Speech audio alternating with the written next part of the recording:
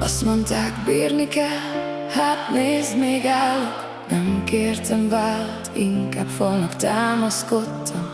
Nem sírtam hangosan, csak belül csönd lett.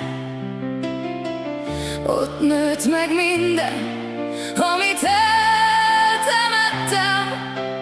Nem kérdeztem, hogy miért pont én, csak húztam tovább, mint egy rossz regényt, ahol a főhős nem hal meg, csak él, és minden nap egy kicsit kevesebb, mint tegnap volt még. Nem tört el semmi, ezt mondom még,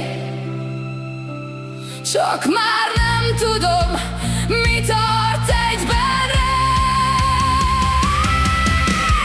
Erős vagyok, ezt tanultam rég, nem hajlok meg, csak bennem törik szét. Erős vagyok, hát mit vársz még, csak csendben viselem, ami szétveszít. Erős vagyok, kívül még egyben, belül meg darabokra szedtem rendben. Erős vagyok, ezt mondom, amíg lehet, mert ha kimondanám, vége lenne mindennek.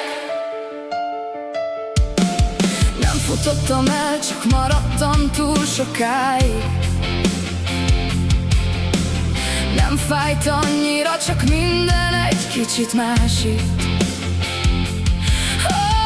Nem mondtam ki, mert minek lett volna a csend, legalább nem hazudik rólam. Nevettem, amikor kellett, persze, mert így tanultam, ne lássanak gyengének. De minden vicc mögött ott állt valaki, aki már rég nem tudja, hogyan kell élni.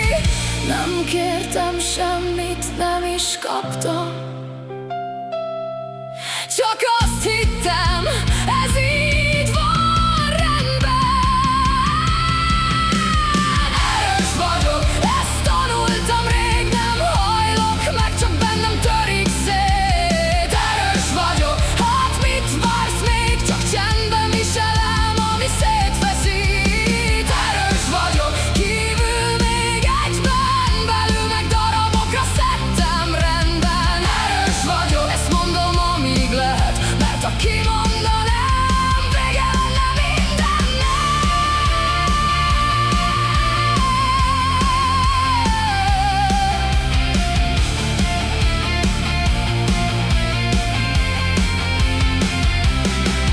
Ha most megkérdeznéd, azt mondanám, jól vagyok.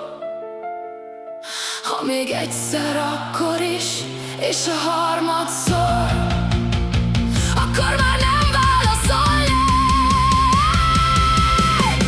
Erős voltam, amíg elhittem még, hogy attól tartva nem mondom szét. Erős voltam, de közben rég minden bennem kérte, hogy engedjen szét. Erős voltam, de nem maradt, csak amit elnyeltem, és itt maradt.